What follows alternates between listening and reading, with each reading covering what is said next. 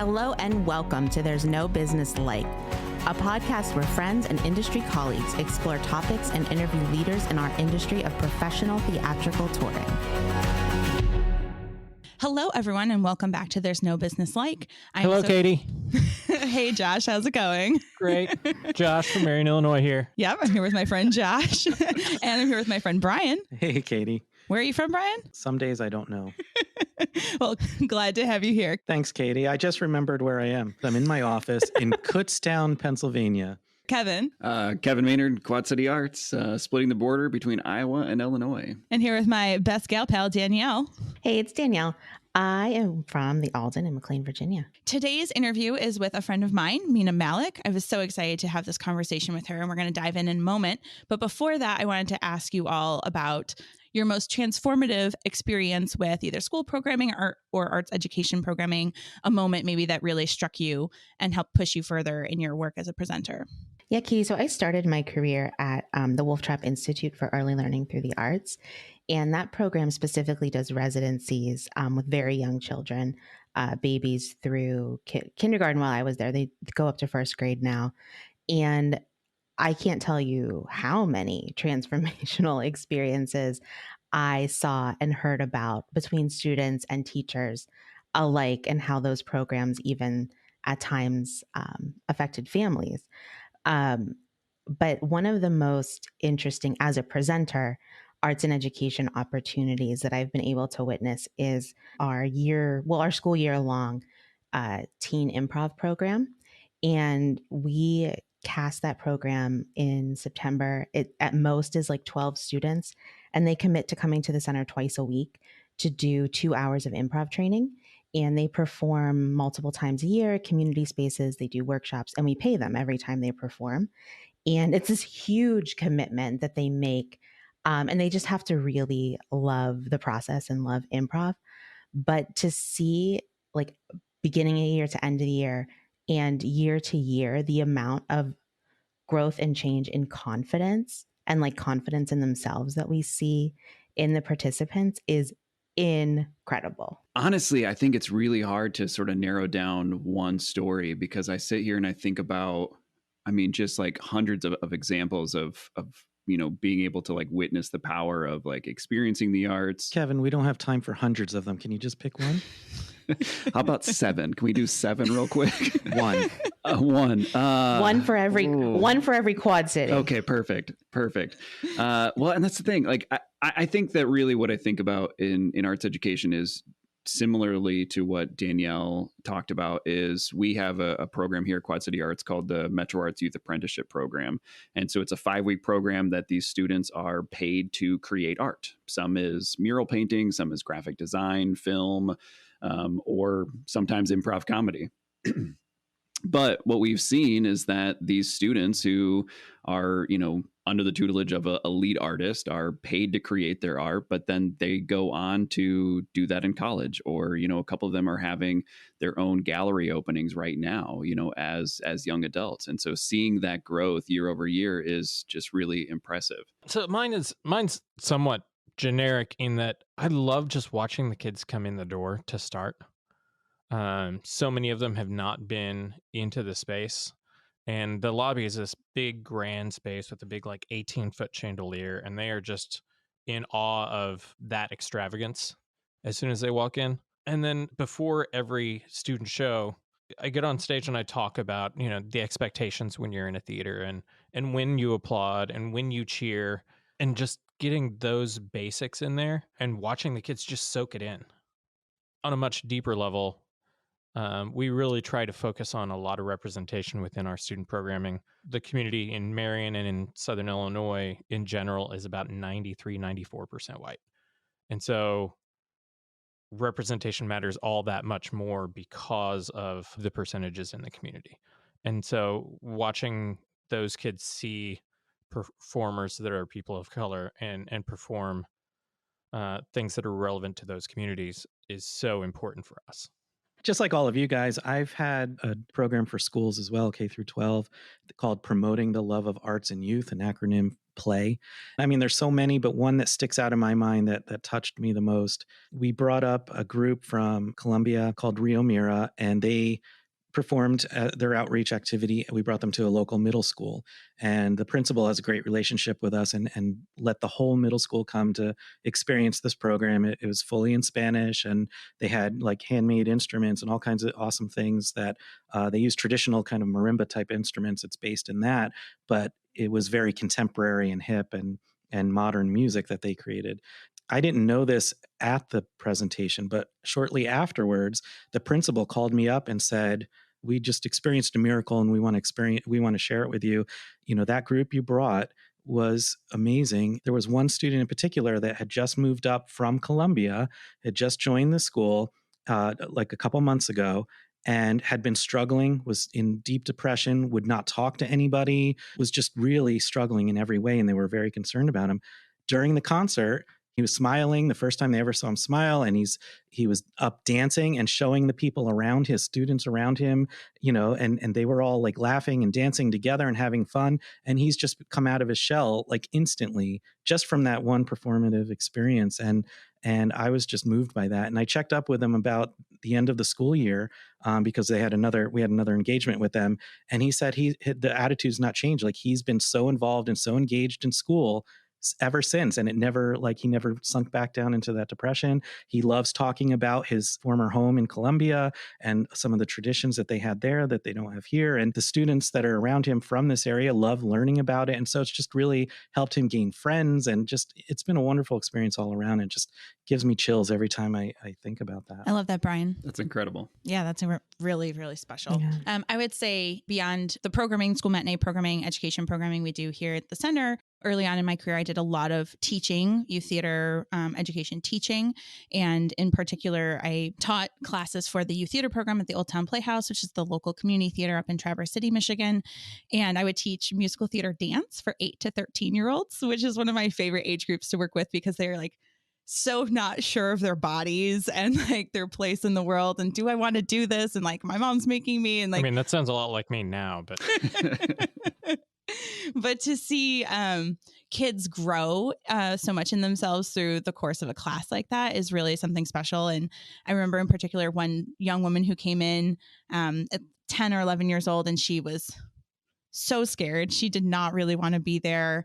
Like she wanted to be, but didn't really want to be, and had no confidence in herself at all. And by the end of the 6-week class, like was a really completely different child. And the next season she came and auditioned for shows and was in a production of Robin Hood that I was stage managing. And just to see her transformation through these arts education classes that she was taking at the theater has really stuck with me. And I think just shows the power of what we do to not only impact whole classes of students, but one individual student, kind of like what Brian was just talking about. And I really hold on to that a lot in terms of like the impact I can make as an individual, as well as the impact that like our programming can collectively have on kids in our communities. So, well, thank you all for sharing. It's related to my very wide-ranging conversation that we're going to hear here just in a moment with Meena.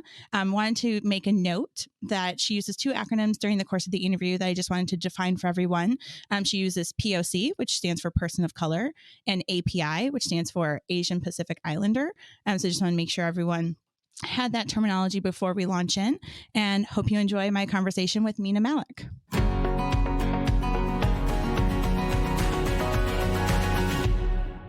Hello, I'm Meena Malik. I'm an arts consultant, facilitator, conflict mediator, and a musician.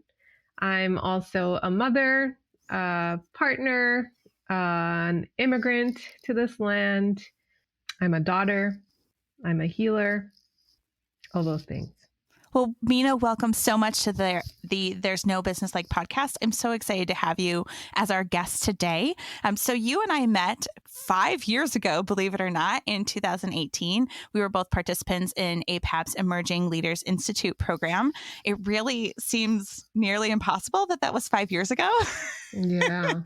And it was such a great experience. And I have honestly had the joy of watching your career change and grow, like through social media and keeping in touch a little bit. I'm really honored to have you as a guest on the pod today. Thank you. So I would love to just dive in right away to your arts origin story. So you mentioned all of the things that you are and all the things that you do as a part of this industry. So how did you get started? Where did your love of the arts come from? And how did you get to where you are today?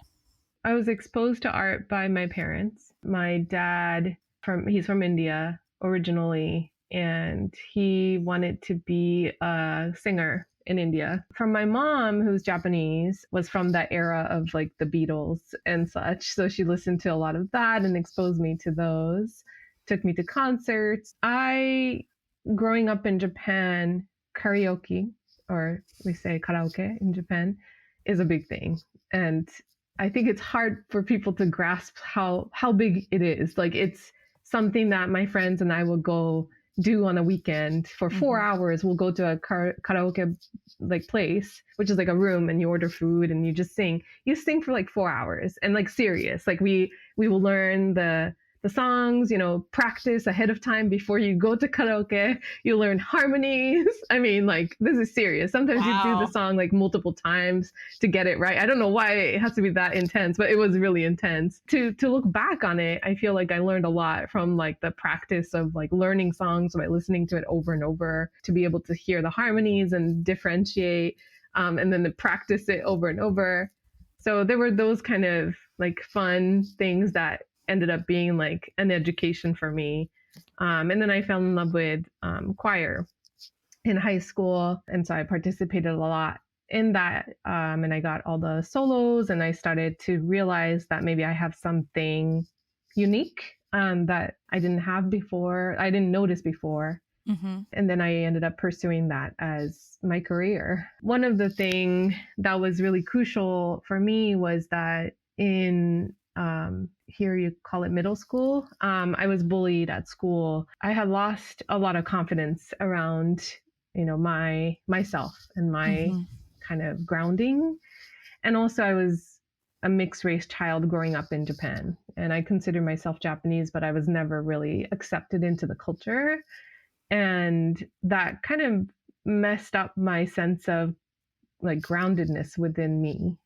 I think deep within it was there, but I like so much of the narrative or the messaging was like, I don't belong, I don't fit in. And so until high school, until I found my like physical voice, my confidence was really shaky. And finding the physical voice, something unique that I had, that I could express myself and be heard and be seen, it was actually quite revolutionary for me.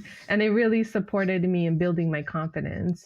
Not because like people were like, oh, you're so good, but it was something deeper than that like music can express how I'm feeling. I can be seen fully as who I am without, these like outside, like my skin color or my body structure that's different, that doesn't fit in. Music for me was a really important part of discovering my identity.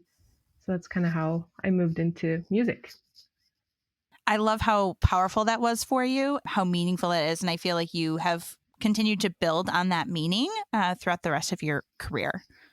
So Meena, you mentioned that you made music your career after school. So what did that look like for you? After I did my undergraduate in vocal performance, I applied to 2 grad schools, and I got in, thankfully. So I went to the New England Conservatory in Boston. So I moved. At that point, I was in California for 4 years, and then I came to Boston. I did my master's there, and then I just kind of stayed to pursue my career there. I did pursue a singing career, but at the same time, because I was an immigrant, I couldn't stay in the country unless I had a visa of some sort. So after typically immigrant students, once you graduate, you get 1 year of optional practical training where you have to, you can do work within your study, like field of study. And then basically within a year, you have to find an organization that will sponsor you to get a visa, which is kind of impossible. That's when I discovered arts administration. Thankfully, I was hired at New England Conservatory Prep School to work as I think I was a coordinator It feels like a long time ago. There, it was for prep school and continuing ed. So I was there for several years, and they sponsored my visa, which I was really thankful for. I realized I really enjoyed kind of being a bridge between artists and administrators, and found that I had skill sets that were valuable. Following that, I pursued another master's in arts administration at Boston University. So I was doing that while I worked at I think a Japanese bakery first as an accountant.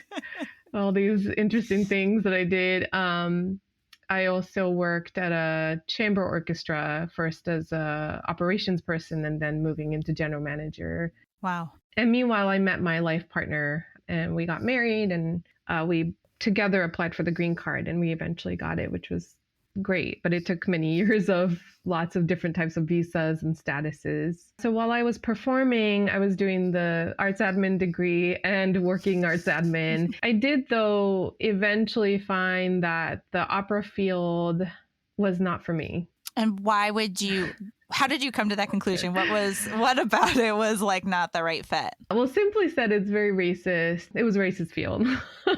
And it's still changing very slowly, I would say. There are a lot of people who are trying to change it, and I really admire that. And I am working in different ways to support that work now. But, being in the field, particularly those days, because it was way before, we have language, I feel like, that we can use to talk about this, like, especially after during the pandemic, and after that with the racial reckoning, I'm using air quotations, that has happened. I think people have a lot more knowledge and vocabulary and ways of talking about this. But at the time, I don't think people had much of an awareness other than the people who were actually experiencing the discrimination. Right. And so there were things said that now I would speak up, but I just didn't know. I thought that was just normal, of things like, oh, you sound really great, but I can't hire you because you're Asian, or, that kind of thing that is problematic, like highly problematic. And some of it is not explicit, right? It's more like the types of roles that I tend to get are limited to certain stereotypes. Sure. Or things that are said like, oh, your English is very good, or,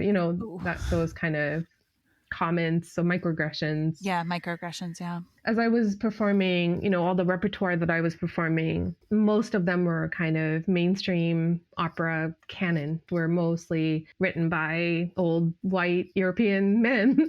And after performing those, and some more new pieces too, those were more interesting, I realized that, none of these stories really represent who I am. Why am I doing this? Am I performing because I want to really build my skill as a singer, which, I think classical singing, it is years of practice to develop that skill. And I think that's really valuable. But just building skill without having purpose or intention was not good enough for me. And so I started kind of wondering, why did I start music in the first place? Is it for performing on the stage, watched by all these white people, performing roles that have nothing to do with me? Yeah. So I kind of went through some mild midlife crisis. Well, it's not midlife, early life crisis, I guess. And about meanwhile, meaning and mission, right? Yeah. It was just lacking for me. And the conservatory training doesn't really focus on those either, right? They're Sure. You go in your practice room, you practice, build your skill, you just get good at it, and then you'll get hired. And Right, you're well, that's not really true these days. And also, hired to do what? What is the purpose of this career? Meanwhile, myself and two other grads from New England Conservatory, we formed a trio called Voce Angelica Trio, and we performed international folk music arranged for two voices, percussion, and cello. Wow, I love that. Yeah, it was really cool. Two of us were immigrants, so we brought our own, music from our culture. So I brought Japanese folk songs, Indian folk songs that my dad sang to me, Japanese lullabies that my mom sang to me. And then the other member, who now is my husband, is from Venezuela. So he brought Venezuelan folk music. And then the third member was another classmate from NEC, born and raised in the US. And that was really interesting to have, deep conversations about what folk music means to different cultures. And a lot of times folk music is rooted in history of how people lived and what their life was about. because the songs are about maybe working on the farm, working and tending the land, maybe putting your child to sleep, maybe cooking, maybe about love, maybe about your hometown and missing it. They were just so organic, deeply touching for me, particularly when somebody from a culture teaches me their folk music.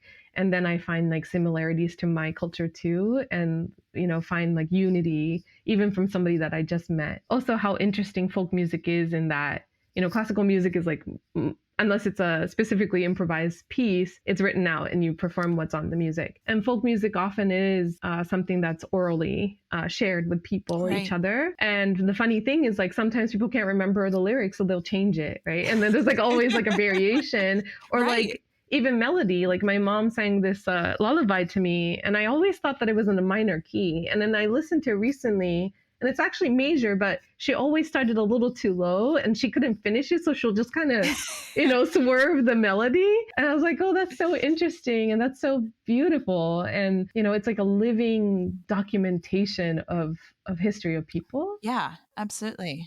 That really saved my soul to be part of that trio. We did probably like thousands of school shows, and we toured everywhere in the US and also some abroad. And we have 2 albums out. We recently disbanded after 14 years of being together. It was really life-changing for me to be part of that, because it kind of reminded me of why I do this. Wow, I went on a tangent there. No, that's wonderful.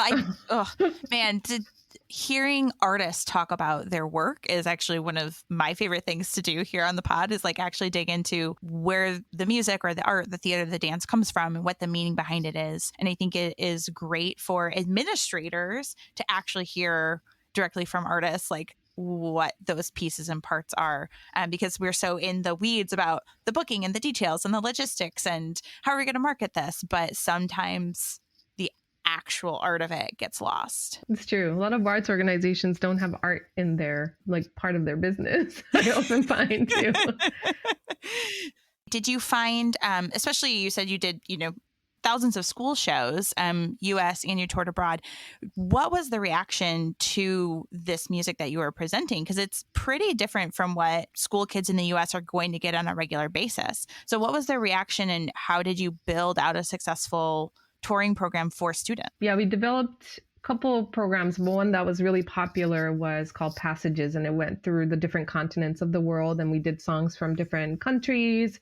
And it was kind of the path of migration of humans that we kind of followed, and so had the kids tell us what the order is, and it was kind of like a quiz show interactive format. Cool.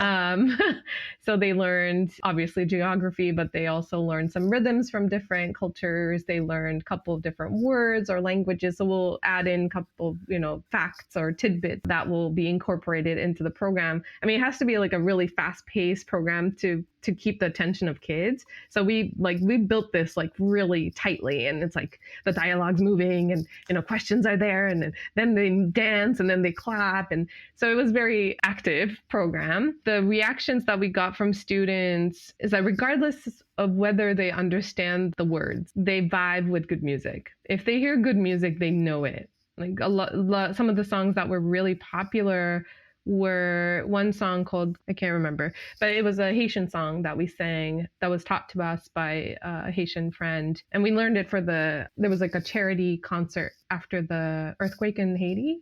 Mm-hmm. And that became kind of a main song that we did in the program. They don't understand the lyrics and they loved it. They will clap, they'll sing along. And the other part is, we'll do a pretty robust Q&A afterwards. And that was pretty important to us to hear their reactions, their questions. I did get a lot of reactions. A lot of kids coming to me, where a lot of Asian kids will come to me and be like, wow, I never knew we could be singers or performers. Mm-hmm. This was something I've never seen before. And I was like, okay, wow. Representation, and same for my partner who's from Venezuela. He brought the Venezuelan folk instrument. He, teaches Spanish as part of the program. And lots of kids resonated with his experience, and just seeing him was a really big deal. So I think kids had different types of reaction, but overall very positive to who we are and also the music that we did. I love that. And you never know, even if a student doesn't come up to you afterwards, you don't know what sort of impact you've had on them. And I think that's like, as an administrator that does school matinee programming, that's one of the things I love most, is that every kid that comes in is going to have some sort of connection point, some sort of reaction, whether it is in that moment or they're going to go home and think about it, or talk to their family about it. And you just never know what that is going to bring out in a student. Okay, so you have this wonderful ensemble. You're touring around the world, touring around the country, but at the same time, you were still doing admin, right? So this is a common story for artists, is like you also have to do admin work at the same time to like keep food on the table.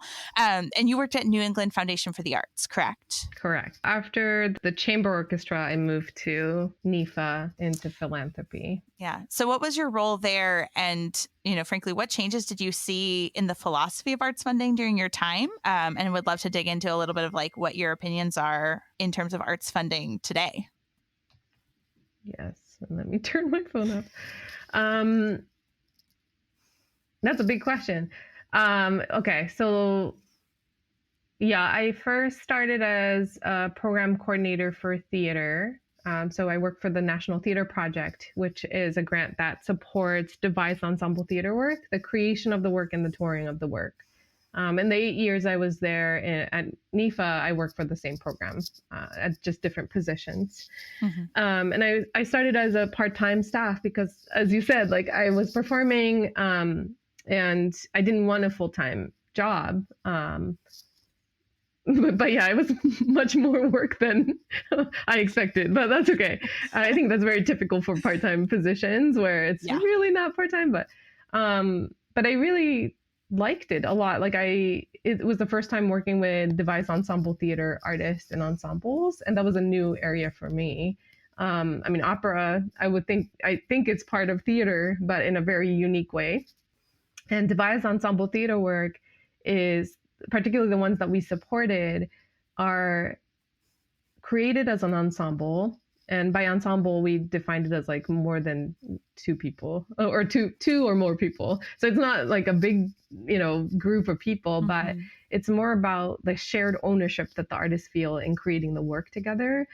And that the process of the creation is as important as the product itself. So product is of course important, and that's what we're supporting the touring of, but the process of the creation of it and the discovery of what comes out from that, the iterative process, the ideas around like shared leadership within that co-ownership, there's just so much nuance and intricacy in that, and I really enjoyed learning about it. One big thing that happened to me when I started at NEFA was that I met my life mentor and a dear friend, Keita Sullivan, who was my supervisor. She's amazing. She mentored me. I had in myself inherently that relationship is one of the most important things in creating change. It's not possible to create long-term sustainable change without having deep relationships with the people who are involved and engaged in that work. And then meeting Keita, it just deepened even more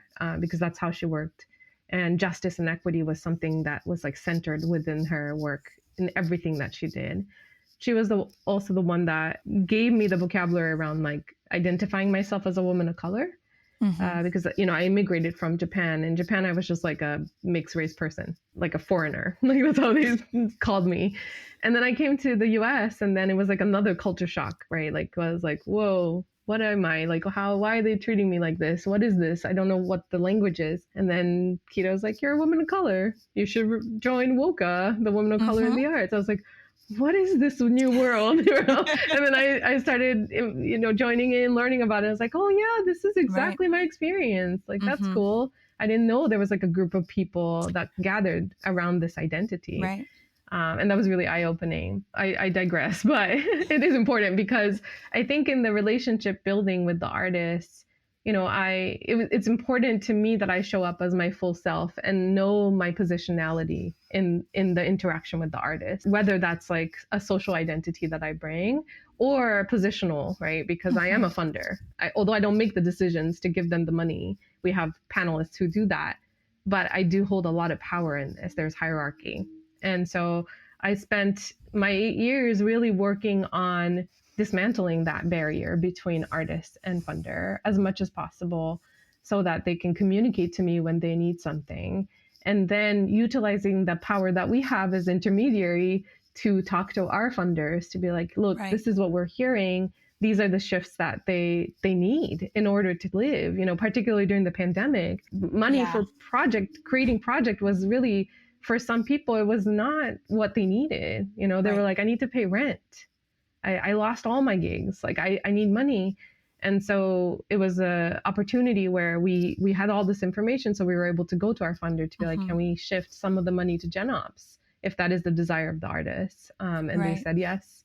And so we were able to make that change. Those are things that I found really important in the work that I did. So then coming out of your work with NEFA, you actually decided to move into a consulting space and start your own business as a diversity, equity, and inclusion consultant, kind of really launching that full-time in early 2022. So how did you decide to make that switch? And what were the challenges you faced in starting your own business? So I don't call myself an EDI consultant. I do say that I do anti-racism and anti-oppression. Not that not because I disagree with equity, diversity, inclusion. It's just that those terms have been co-opted sometimes. Yeah. Overused and lost all their meaning, perhaps? Yeah. Well, I don't think it's the overuse if it is really used for those actual, if for the meanings of the terms, really that if the organizations really interrogate what those mean for them and actually are doing the work, that's different. But I think it has become like a checklist thing where people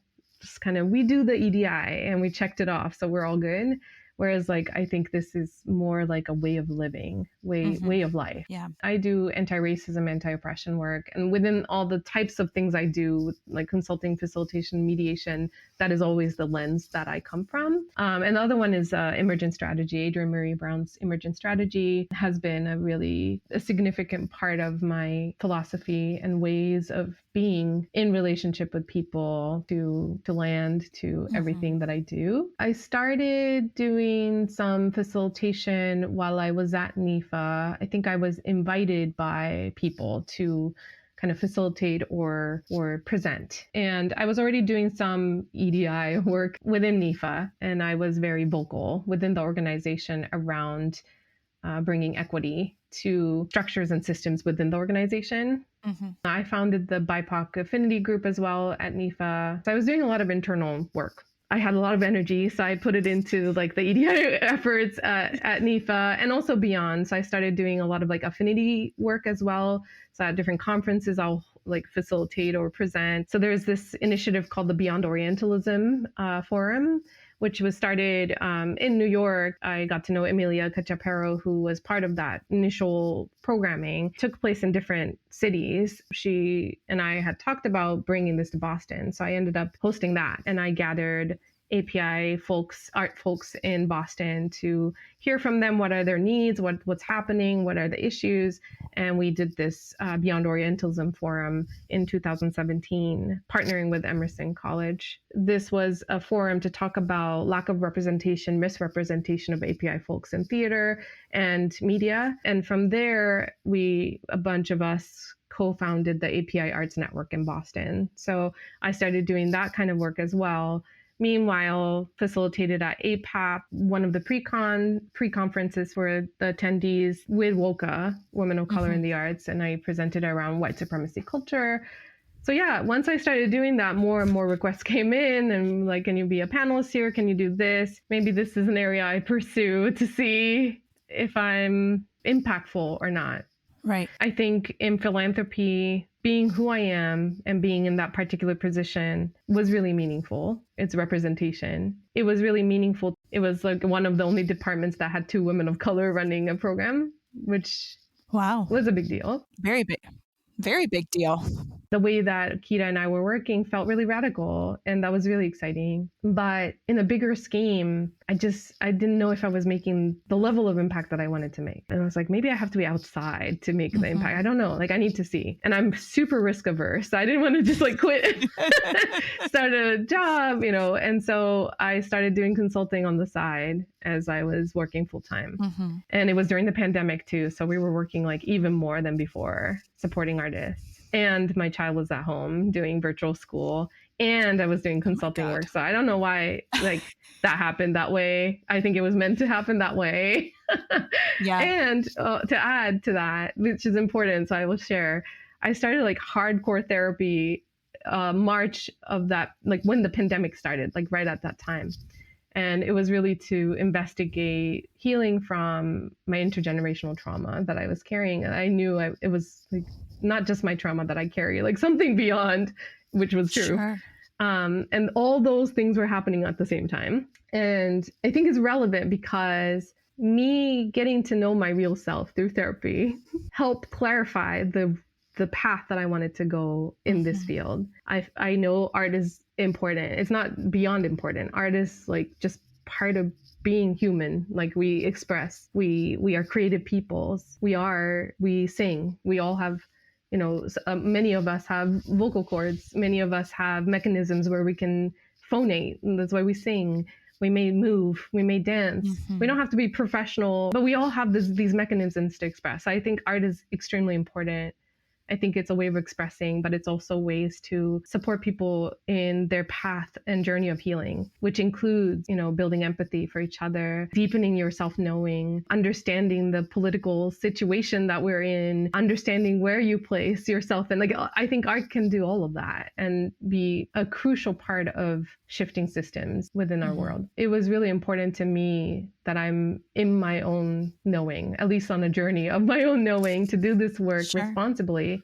Because if I'm doing facilitation, consulting, and anti-racism, anti-oppression, I can't do that without knowing where I fit in, where I am positioned power-wise, you know, within the structure that we are currently in, then be able to imagine what could be beyond this world. And so I was doing consulting. At one point, I was taking vacation days from NIFA to fit in the consulting gig. The demand was just so much that I just didn't have time to rest and do anything. And I was like, okay, maybe this is the time, you know, in consultation with my team. And I wanted to kind of leave ethically as well, so that I'm not leaving suddenly and leaving a lot of work for the rest of the people. So I took my time and didn't rush through that transition period. I founded my own business in January 2022, and it was scary and also incredibly liberating to not be part of an organization. I'm my own pathfinder. Yeah. And I've been very lucky to have work come to me during the pandemic and be, you know, and beyond up until this moment. I see you speaking all the time. You're constantly on panels, you're helping organize events, you're being in community and in space in many different ways, kind of across the industry. So understanding kind of the components of your story you just shared with us, do you find that there is a tension between your personal and professional journeys? It really seems to me like you bring a lot of your personal experience and passion into your work. That's a lot of emotional labor. So do you find that there's a tension? Is there ever a moment where you say, can't do that right now, I have to take a step back? Or do you find that that is why you're so successful and people gravitate towards you and want to work with you? I make it kind of a life mission to bring my whole self, because I feel like the whole time I was in nonprofit, the whole time I was in conservatory, even when I was in Japan, I think I was playing roles to fit in, as my partner says, like wearing different hats everywhere and never my own hat, or maybe no hat. Right. That's my full self. Since I founded my own business, I can be my full self.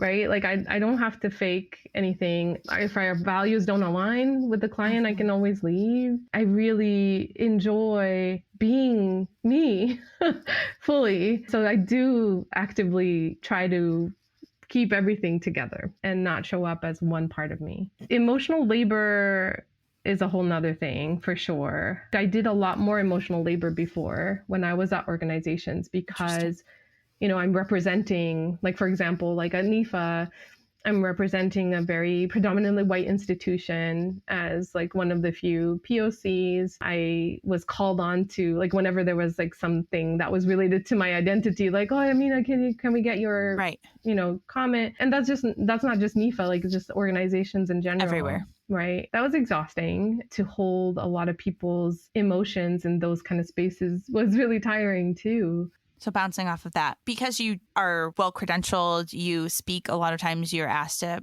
to facilitate. You're doing this work professionally. What do you want other event organizers, conference organizers, facilitators to know when they're inviting people into space to either sit on panels or facilitate or have these sorts of conversations around equity, around anti-oppression, around anti-racism? We just talked about the emotional labor that you go through.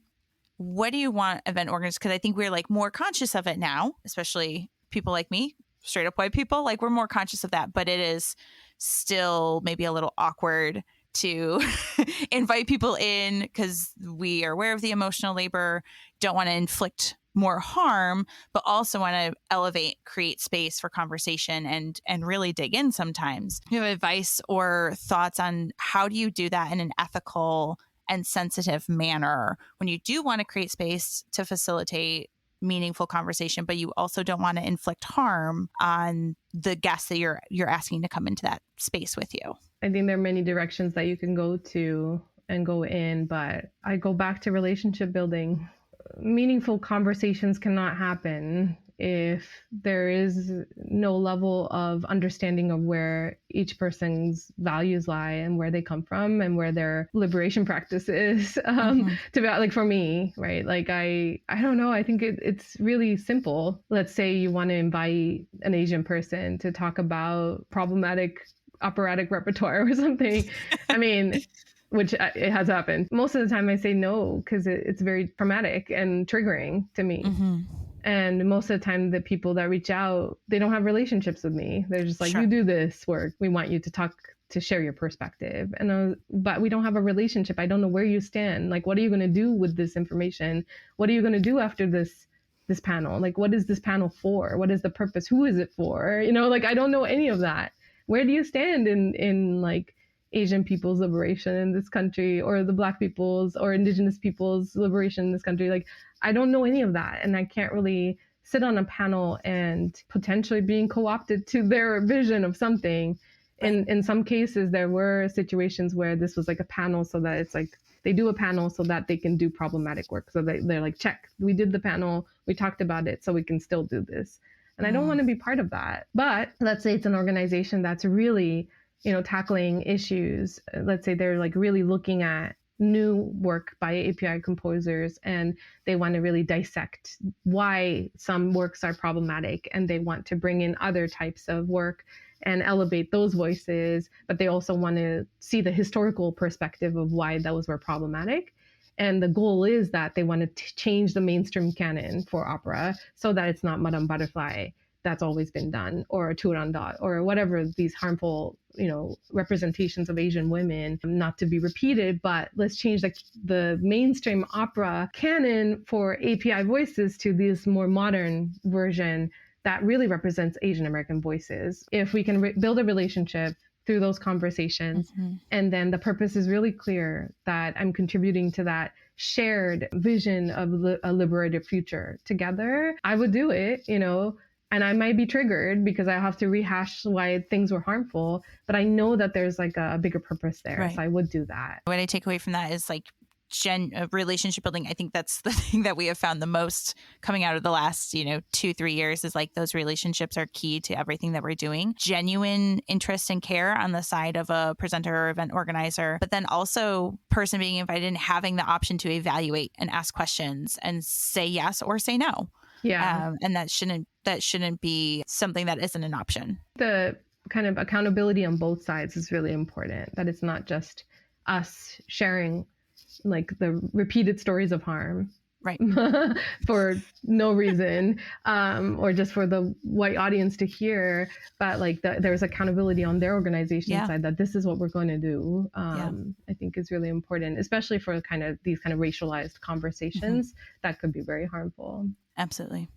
Thank you for sharing your thoughts on that. I really appreciate it. So think about back to the start of your career, maybe when you're getting your master's degree in arts admin and you're starting your ensemble. What piece of advice would you give to yourself back then? Something you wish you had known then, or a piece of advice you would give to your younger self? Don't be afraid to speak up and trust that you have something important, not important, something valuable to say.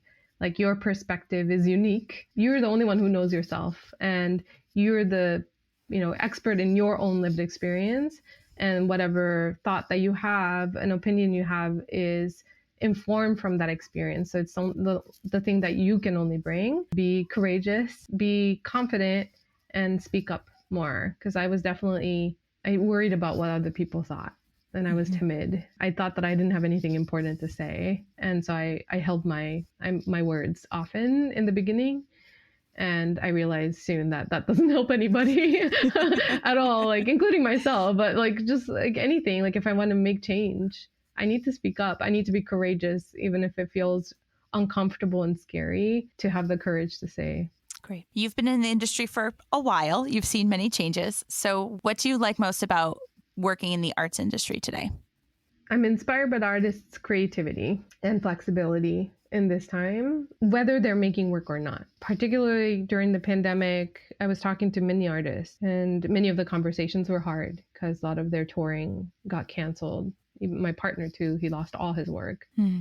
There was no support from the government, right? It was really hard to see the struggle. Yet so many artists found ways to express or shift that energy somewhere different, even within their like parenting, ways of parenting, or doing virtual schooling, or developing like a virtual, like my partner did like a virtual cello class that he started, which ended up being like a very global thing that is ongoing. That's where he kind of established his cello academy. Wow. And determined that there were lots of young artists from Latin America that would like to come to study in the US, but they don't have English skills. So he's developing like a English language course specifically for musicians that want to come to the US. Cool. So like, things are born, like ideas are born from, because the creativity and the energy cannot be contained from these artists. The ways that they were just coming out from their seams is just like so inspiring, despite all the fatigue, despite all the exhaustion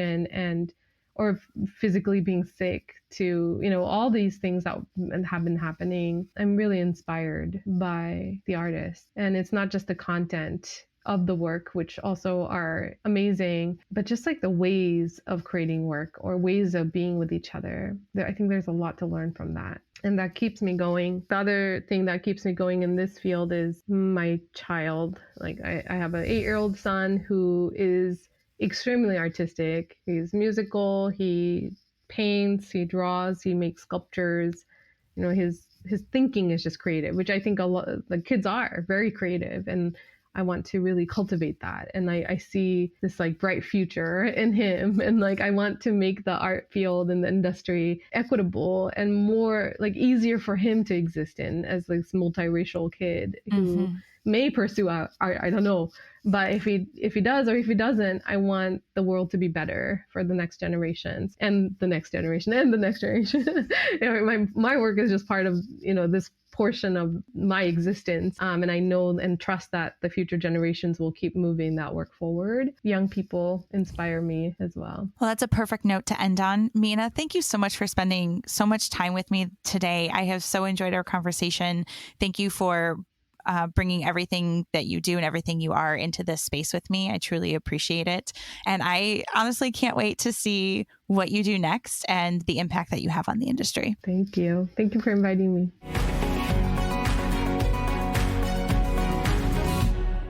Katie, that was such a great interview. Thank you for bringing Meena into the podcast and bringing her perspective in, because it's so unique. One of the things that I found really unique about it was her experience in Japan and then the United States. And in Japan, being someone they just referred to her as a foreigner the entire time, as opposed to whenever she moved to America, then finding who she was in America and the different experience in America. And then through her life mentor, learning the terminology around it. And then that there are things like woka and things like that she can be a part of from there. I also loved hearing how she took the fact that she didn't feel she was represented in any way in the classical and opera world, and decided to merge up with 2 other people and do this trio, where the international folk trio that she was involved in, and they each brought in different cultures and merged them together that did represent who they each were, and created this new thing by doing that, by coming together. And I love stories like that, and I love that kind of art because it's coming from a genuine place. It just so happens that this episode is being released in May of 2023.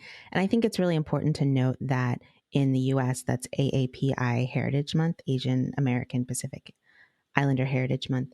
And listening to her stories of playing in the folk trio and doing Q&As and talk back with students afterwards, I think that that's just an incredible reminder that representation matters, whether it's May or whether it's any other time of the year. Who we put on the stage really and truly matters to the people that are in the audience. I wanted to make a note about the conversation we had around like language and vocabulary, kind of sprinkled throughout the course of the interview. Something I think a lot about in the work that I do in my community. And she makes a note that it's important to be able to put language to the experiences that you're having, your identities, your social position, where you stand in a hierarchy. And I thought that was a great thing to remind us about. And, you know, honestly, we have all been doing a great deal of learning and recognizing vocabulary that we maybe didn't have before. And I think it's important because to have language, because you can't identify a problem and you can't work to fix it or to engage with it unless you can identify it, until you can say what it is, right? And be able to talk about it. I think it's an important part of, you know, diversity, equity, and inclusion work that we are doing across the industry is being able to name the discrimination, the inequities that many people face.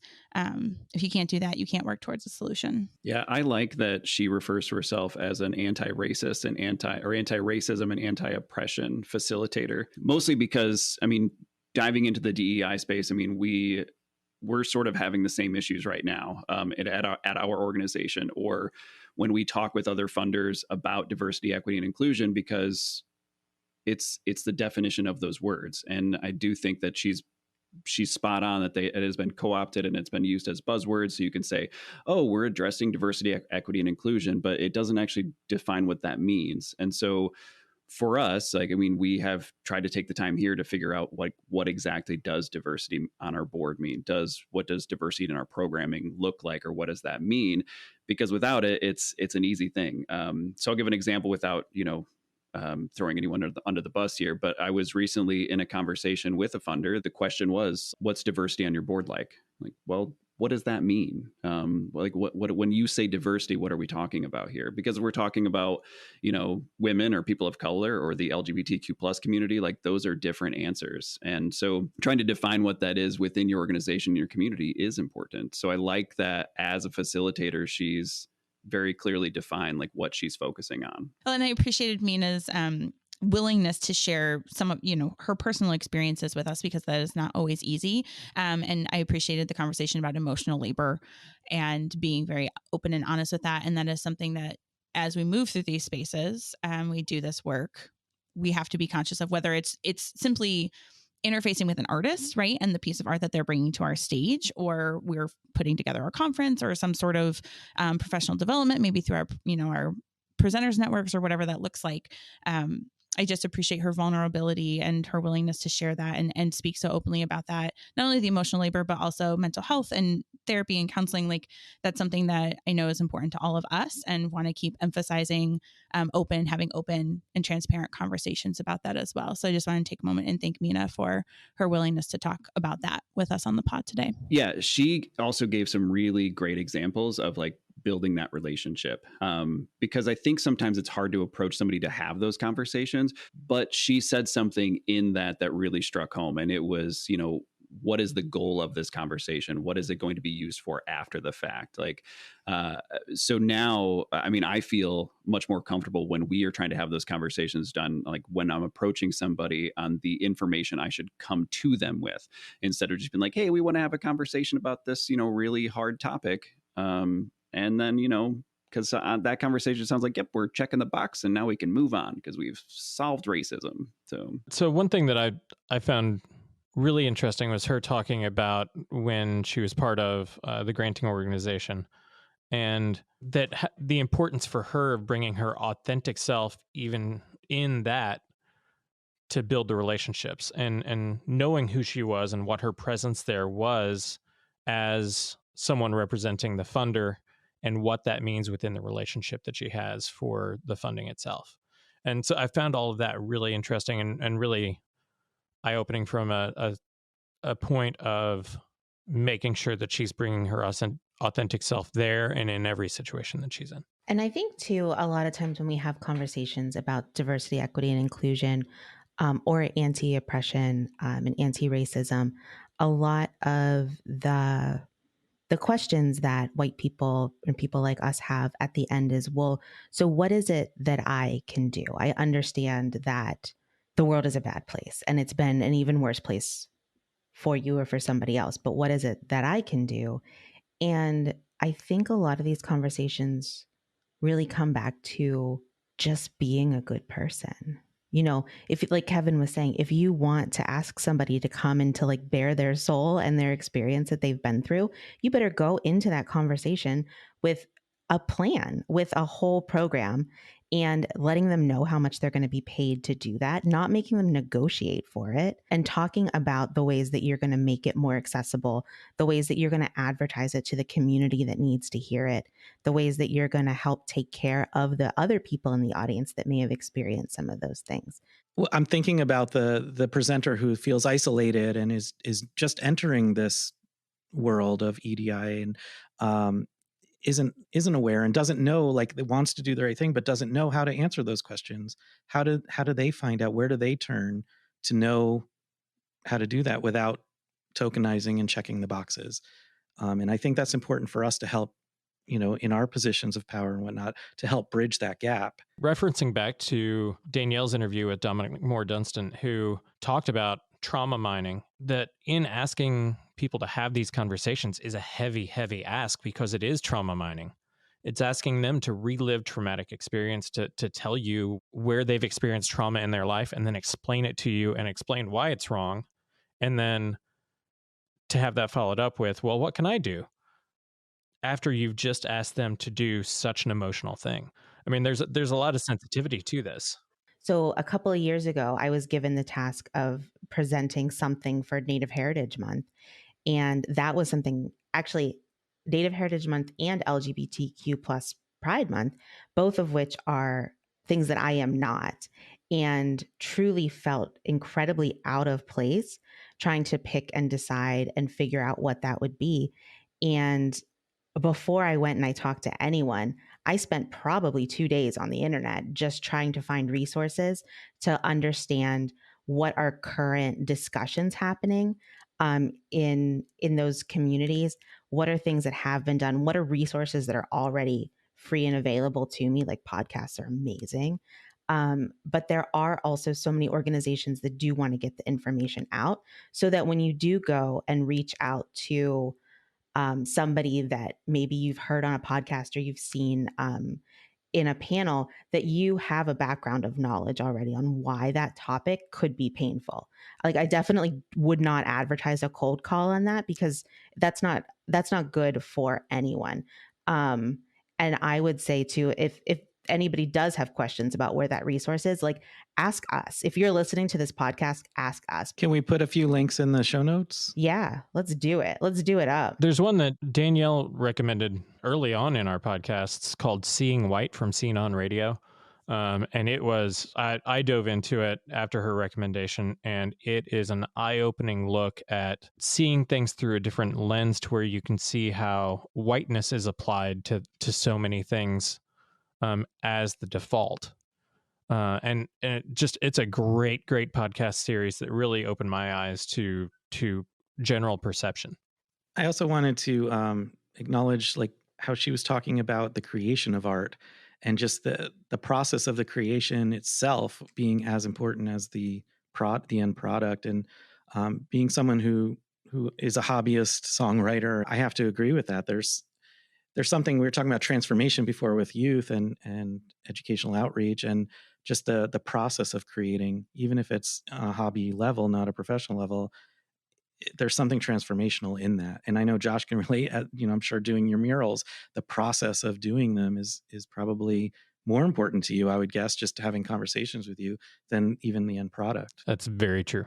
And I've talked about this in our holiday episode, but just showing up. She mentioned, and I wrote this down, showing up as your full self.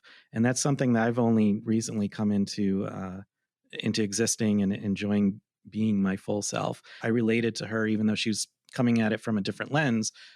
That part of the conversation really struck me because it's something that is important that I've discovered. And I think everybody should try to find their true self and not hide any of it. Like, just be fully out there as yourself. And it's amazing when you start accepting that yourself, how it just creates so many other positive things around you. Well, and I'd like to add that true self adapts and changes. I mean, you are not one static thing.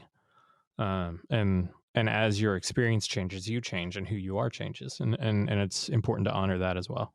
Well, thank you everyone for joining us today on There's No Business Like. I want to thank our guest again, Meena Malik, for having a wonderful conversation with me. It was such a joy to sit down with her, and I'm so excited to see Meena just expand her business and her place in this industry as we move forward. So thanks to all my friends for joining us, and we'll see you next time. All right, everyone. Thanks for listening to There's No Business Like.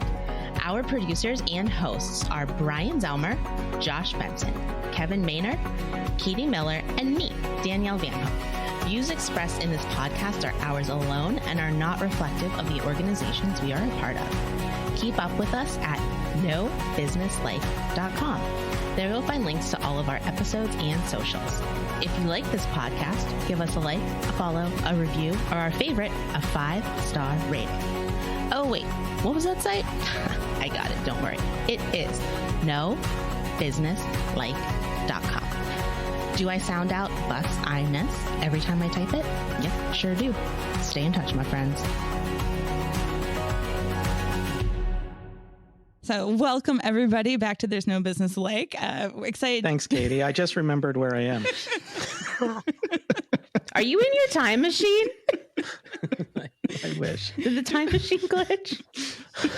I find myself in my office at Kutztown University. All right. Well, welcome, Brian. I'm so glad that you finally know where you are. Do we want to take that again? No, Nope. This is awesome. Okay.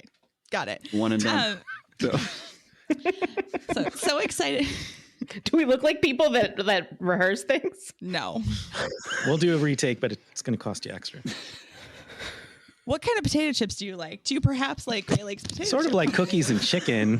Potato chips. Are they sponsoring? If we ever get ads, it's just going to be Michigan. Michigan. Yes. Michigan and food. We do talk a lot about fast food.